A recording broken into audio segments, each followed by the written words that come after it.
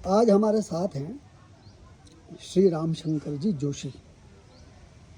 राजकीय सेवा से निवृत्त होने के बाद आप पूरी तरह समाज सेवा, धर्म, अध्यात्म और आंचलिक रचनात्मक गतिविधियों में पूरी सक्रियता के साथ जुड़े हुए हैं। बांसवाड़ा के किसी भी रचनात्मक कामकाज, अभियान और गतिविधियों की कल्पना राम शंकर जी के बिना कोई नहीं कर सकता। यह आपकी सहज उपलब्धता, सरल स्वभाव और समाजोन्मुखी जो भावनाएं हैं उसका बेहतर उदाहरण और प्रतिबिंब हैं। आज आप समाज सेवा और धर्म अध्यात्म की गतिविधियों के पर्याय और पूरक हैं। आमतौर पर लोग सेवानिवृत्ति के बाद अपने जीवन को, उत्तरार्ध को थका थका महसूस करते हैं और आराम तलबी में जीने के लिए घर परिवार की मांद में घुसे रहते हैं या कि तटस्थ होकर बैठे रहते हैं, ठाले रहते हैं या किन्हीं पेड़ियों, मंदिरों की सीढ़ियों, मंदिरों के बाहर गप हाँकने में जुटे रहते हैं। और कई लोग तो ऐसे हैं जो ज्ञानी, अनुभवी, विद्वान, विदुषी हैं, लेकिन सेवानिवृत्ति के बाद उनका समाज या क्षेत्र में कहीं कोई योगदान नहीं दिखता, या यूँ कहें कि समाज में वो शून्यावस्था में जीते हैं। लेकिन इस बहुत सारी तटस्थ और मुख दर्शक भीड़ में एक ऐसा चेहरा हमारे सामने है श्री रामशंकर जोशी जी के रूप में, जो आपको हर कहीं कोई न कोई क्रियात्मक कर्म, लोक जागरण और उन्नतिकारी प्रकल्प में पूरी सक्रियता के साथ देखने को मिल जाते हैं।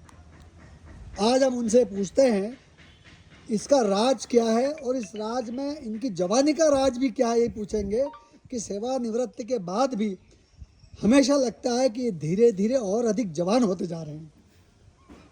बताएं आप कैसे आए समाज सेवा के क्षेत्र में? हमारा परिवार शुरू से ही, हमारे मदर फादर ने सभी सामाजिक और धार्मिक कार्यों से जुड़े हुए रहे हैं। और हमारा गांव है मूलतः सरेड़ी बड़ी, जो विद्वानों का और लोड़ी काशी के नाम से भी जाना जाता है। तो हमारे वहाँ के जो वडील और जो भी हैं, उनके मार्गदर्शन में शुरू से ही हमारी ये रुचि रही कि धर्म के क्षेत्र में, आध्यात्मिक क्षेत्र में और सामाजिक क्षेत्र के अंदर जितनी भी लोगों की सेवा की जाए उतना कम है। एक ऐसा क्षेत्र है जिसमें अपार संभावनाएं हैं और हमें बहुत प्रसन्नता होती है कि हम किसी का अगर सहयोग कर पाते हैं, किसी को धर्म से जोड़ पाते हैं, तो इसमें बहुत प्रसन्नता होती है। बहुत से लोग हैं मेरे को फ़ोन करते रहते हैं कि साहब हमारी यात्राएं नहीं हुई, हम यहाँ नहीं गए। तो मैं उन लोगों को भी प्रेरित करके कई लोगों को मैंने अखिल भारतीय यात्राएं करवाई। अभी हाल ही में 10 लोगों को फिर हमने, वो मेरे को फ़ोन किया कि हमको उत्तराखंड की यात्रा नहीं हुई है, तो अभी 25 तारीख को कल ही बस के द्वारा 10 लोगों को हमने उत्तराखंड की यात्रा के लिए किया। इसके अलावा बांसवाड़ा में जितनी भी हमारी धार्मिक और सामाजिक संस्थाएं चलती हैं, चाहे भागवत समिति हो, पीताम्बरा आश्रम हो, गायत्री परिवार हो, रामचरित मानस मंडल हो, विप्र सेना हो, विप्र फाउंडेशन हो, इसके अलावा अनेक हमारे बाहुबली विकास समिति हो, तो उसके अंदर हम जुड़ करके और साथ कार्य करने में और हमें बहुत आनंद आता है। अब ये बताएं कि आप की समाज सेवा में रुचि शुरू से रही है, सेवा काल में रही है, या सेवानिवृत्ति के बाद? मैं समाज सेवा में मेरी रुचि शुरू से रही है। जब मैं इस राजकीय सेवा में नहीं था, मेरा विद्यार्थी जीवन था, तब भी सेवा में रहा, तब भी, और अब सेवानिवृत्ति के बाद मेरे को बहुत अच्छा अवसर मिला। ऐसे ऐसे बहुत सारे महान विभूतियाँ हैं बांसवाड़ा की, और उनके साथ संपर्क का लाभ मिला। जिसमें डॉक्टर दीपक जी आचार्य हैं, गौशाला से भुवन जी पंड्या हैं, इसके अलावा रामद्वारा के संत श्रीमान राम प्रकाश जी, श्रीमान उदय राम जी एवं मेड़दा पिताधीश्वर श्रीमान राम किशोर जी महाराज, रामनिवास जी शास्त्री का शुरू से ही हमारे पर आशीर्वाद और सानिध्य रहा है। मैं मानस मंडल से भी जुड़ा, वहाँ के जो अध्यक्ष और महासचिव हैं माननीय महेश जी पंचाल और अमृता जी पंचाल, जो हमारे बचपन के दोस्त भी हैं, तो उनसे भी बहुत कुछ सीखने को मिला। और फलारी महाराज, जिन्होंने अपना पूरा जीवन बांसवाड़ा के क्षेत्र में गुजारा, कई जगह पैदल जा कर के उन्होंने, एक ही उनका उद्देश्य रहा था रामायण का प्रचार, उससे जुड़े। और बांसवाड़ा में जो बड़े बड़े कार्यक्रम हुए तो उसके अंदर हमारे परिवार की और हमारी व्यक्तिगत भी बहुत बड़ी सहभागिता रही, ताकि उससे हमको बहुत खुशी मिलती है। और हमारा जो सनातन है वह कहीं दूसरों के और षड्यंत्रों का शिकार नहीं बने, और अधिक से अधिक लोग और हमारे जो लोग हैं सर्व समाज के, वो इससे जुड़े रहें। ये मुख्य उद्देश्य रहा है हमारा। हरेश्वर गौशाला एक बहुत बड़ा स्थान है। मैंने वहाँ जानकारी की तो हमें प्राप्त हुआ कि वहाँ पर ऐसा कोई बड़ा धार्मिक आयोजन नहीं हुआ है, तो हमने उसका संकल्प लिया और गौशाला के अंदर गौ माता के लिए हमने भागवत कथा का आयोजन कराया, वहाँ सुंदरकांड कराए, कलश यात्रा निकाली और अधिक से अधिक लोगों को गौशाला से जोड़ने का प्रयास रहा। इसी तरह हमारे बाहुबली कॉलोनी के अंदर भी गौशाला है, जहाँ से हमने 2 से 3 बार भागवत कथा करवाई और लोगों को वहाँ जोड़ने का प्रयास किया।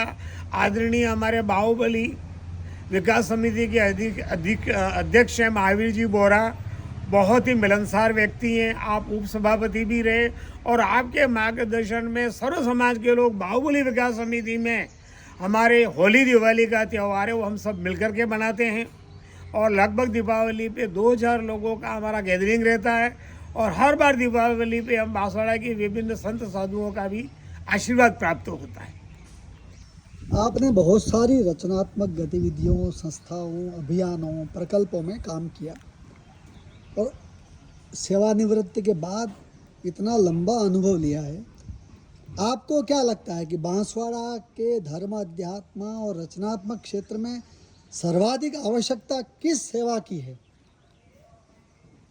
बांसवाड़ा के अंदर मैं पूरे राजस्थान में घूमा, इंडिया में घूमा, लेकिन जो चीज़ इस क्षेत्र के अंदर बांसवाड़ा के अंदर है वो हमको कहीं नहीं मिलती। और अभी बांसवाड़ा के अंदर बहुत जन जागरण की आवश्यकता है, लोगों को जोड़ने की आवश्यकता है।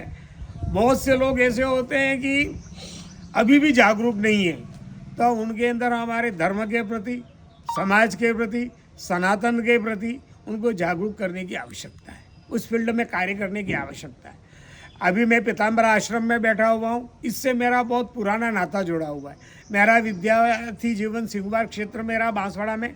उस समय नूतन में मैं 10वीं में पढ़ता था, तो आदरणीय महादेव जी शुक्ला ने जो ये संस्था हमारी निर्मित की, उस समय में यहाँ उस समय काल में भी एक कोई यज्ञ का कार्यक्रम हुआ था, तो मैं हमारे उस यज्ञ में भी मेरे को जोड़ने का मौका मिला। के बाद में हमारा ये जो पीताम्बरा आश्रम था उसको विकसित कैसे किया जाए, ये चीज़ हमारे दिमाग में आई और उसके लिए आदरणीय दिनेश जी भट्ट, जयप्रकाश जी पंड्या, दीपक जी आचार्य और हमने किस तरह इसको कर सकते हैं उसके ऊपर मंथन किया और हम एक हीरे के रूप में डॉक्टर दीपक जी आचार्य मिले। और जो सन 75 के बाद से बिल्कुल लावारिस पड़ा था, उस परिक्षेत्र को ऐसा सुंदर बना दिया कि आज एक तरह का आश्रम और दर्शनीय स्थल हो गया। अपने समाज और क्षेत्र के जो सेवानिवृत्त लोग हैं, उन्हें समाज सेवा की मुख्य धारा में लाने के लिए आप क्या सोच सकते हैं? हमें हमारे अधिकांश जो पेंशनर्स हैं वो घर पर रहते हैं या ज़्यादा दिन में एक बार मंदिर जाके आ जाते हैं, तो उनसे संपर्क करके ऐसे जो भी हमारे धार्मिक और सामाजिक स्थान हैं उनको हमें जोड़ने की आवश्यकता है। तो उस जोड़ने से हमें क्या होगा कि उनके लंबे जीवन का अनुभव प्राप्त होगा और आर्थिक सहयोग भी प्राप्त होगा और बहुत अच्छा लगेगा, ऐसा मेरा मानना है। अंतिम बात, आपके पास समाज सेवा का लंबा अनुभव है, ज्ञान है, धर्म अध्यात्म में आपकी रुचि साकार हो रही है। आप क्या संदेश देना चाहेंगे सनातन धर्मियों को? मैं सनातन धर्मियों से यही कहना चाहता हूँ कि यह समय है, हमारे सनातन को जितना हम आगे बढ़ा सकते हैं, जागृत कर सकते हैं, ये स्वर्ण काल है हमारा, जिसमें जो हमारी अभी वर्तमान सरकारें हैं वो भी उसी और उनका झुकाव है। तो अब भी आप सोए नहीं रहें, जागृत हो जाएं और हमारे भविष्य को सुरक्षित रखने के लिए हमें आगे आना चाहिए। बहुत बहुत बधाई और मंगल कामनाएं रामशंकर जी। हम चाहते हैं आपकी ये ऊर्जा बहुगुणित हो और इसी तरह लगातार समाज सेवा, धार्मिक और आध्यात्मिक गतिविधियों में आपकी सहभागिता बढ़ती रहे और औरों में प्रेरणा का संचार करती रहे। बहुत बहुत बधाई और धन्यवाद। थैंक यू भाई साहब।